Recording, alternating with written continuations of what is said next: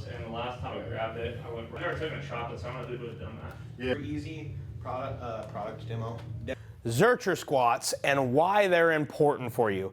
Pretty simple movement, not a lot of big changes, not a lot of really exciting things that happen with it. A lot of people skip this movement because it can be slightly uncomfortable. They've never tried it before. It looks awkward. We're going to make it a little bit easier for you to do today and cover just a couple key points that will help you out with your Zercher squat. If you're not familiar with it, it's a front-loaded squat. You're throwing the bar across your elbows and holding it up right here. Big carryover for strongman, fighters, anybody that has to actually pick something up anteriorly and pick it up and take it with them.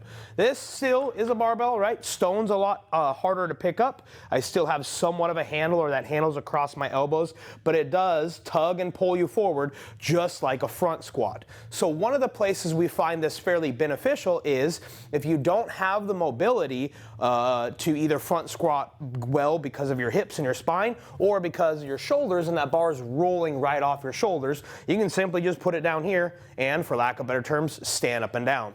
Let's see it, if you would, please, sir.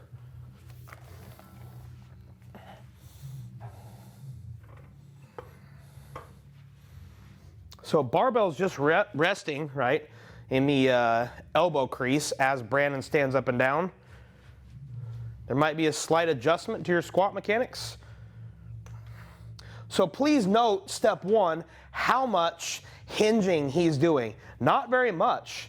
This would be like a high bar squat with Olympic shoes on, or a front squat. There's not a lot of hinging that happens. Very up and down in this squat. Go ahead and rack when you're ready. So one of the most important things, this seems low, right? It's chest height for both of us. It seems like a good place to unrack. But you saw, if you watch carefully, Brandon had to come up on his tippy toes a little bit and actually pick the bar up. If this was heavier, that would get harder and harder for him to take out of the rack. Now I know this is a small detail, but we talk about it with all of our squats and bench press. Please make sure when you're setting up with it, you have, an empty bar, maybe counting your holes on the rack, in the mono, wherever you're doing this from. Make sure you have a good setup where you don't have to change your mechanics just to get the bar out. It's going to set you up for failure. One of the other areas we see is people are actually pretty uncomfortable to do this, because if you don't get used to it, it kind of sucks a little bit at first. So an axle bar will help. It's a little bit bigger of a diameter. Fat grips is another acceptable one. You can throw them on right here. And if you have to, one of the only times we'll probably tell you, use a bar pad. We don't like them on the back because it can roll off your back and it actually alters the bar position on your spine. Here, it's still going to be pretty close, tucked in next to you. So as you acclimate your elbows to the barbell or an axle bar, if you need it, go ahead and use it so you can focus on the mechanics of your squat. Anything to add there?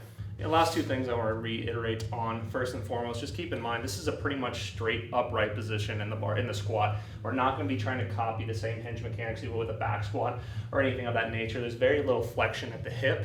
And then lastly, we really want to make sure that we're not bringing our arms all the way to our body and keeping it right in the crease. I see this being an issue a lot, where people just cut off circulation immediately and have issues of that nature.